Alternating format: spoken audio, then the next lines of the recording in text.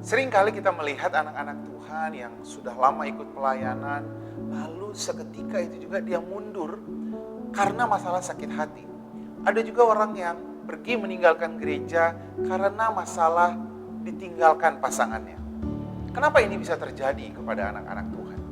Mari kita lihat kebenaran firman Tuhan. Daniel 11 ayat 32 firman Tuhan katakan, orang yang berlaku fasik terhadap perjanjian.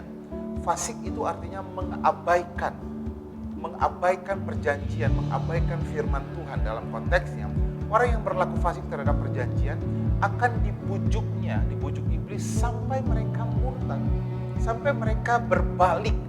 Kata murtad itu adalah berbalik. Jadi masalah yang pertama karena mereka mengabaikan firman Tuhan.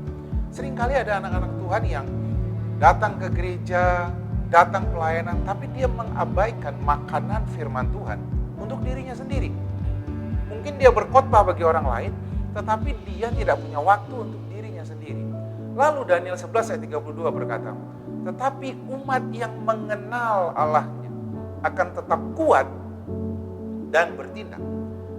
Dikatakan di situ umat yang mengenal, kata mengenal di situ adalah intim, ginosko dalam bahasa Yunaninya atau yada dalam bahasa Ibrani. Artinya berhubungan intim dengan Allahnya. Maka dia akan tetap kuat dan bertindak. Bukan hanya kuat, tetapi kita bertindak, berbuah lebat. Apa yang dimaksud dengan berhubungan intim dengan Allah? Ada banyak orang yang menerjemahkan berpuasa, bernyanyi, dan sebagainya. Berhubungan intim Allah yang kita sembah itu di dalam kitab Yohanes 1 ayat 14 dikatakan Yesus itu adalah firman yang menjadi manusia. Jadi kalau kamu mau intim dengan Tuhan Yesus, kamu harus intim dengan firman. Itu satu-satunya cara untuk kamu merenungkan, menjadi intim dengan Tuhan, bergaul karib dengan Tuhan. Mungkin kamu bernyanyi, tapi yang kamu nyanyikan adalah firman Tuhan. Kamu berpuasa, oke, tapi apakah kamu merenungkan firman Tuhan?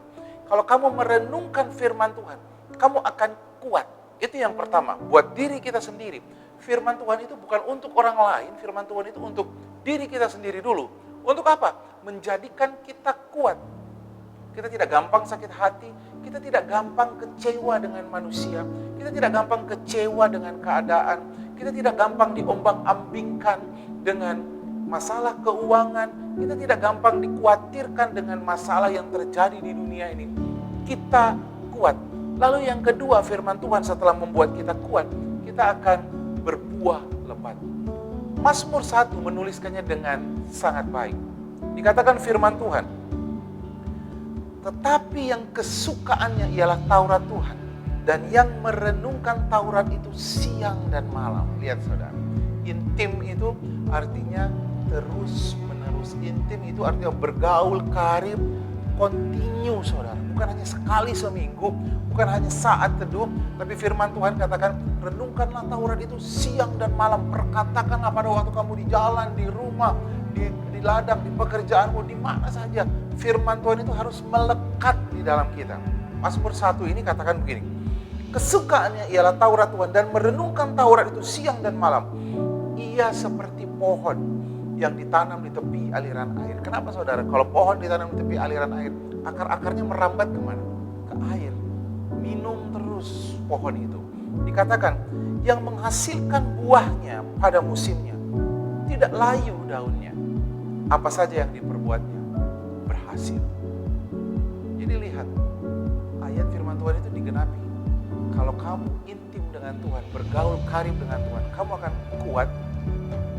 Lalu apa saja yang kamu buat berhasil, kamu akan bertindak. Umat yang mengenal Allahnya akan tetap kuat dan bertindak. Tuhan memberkati.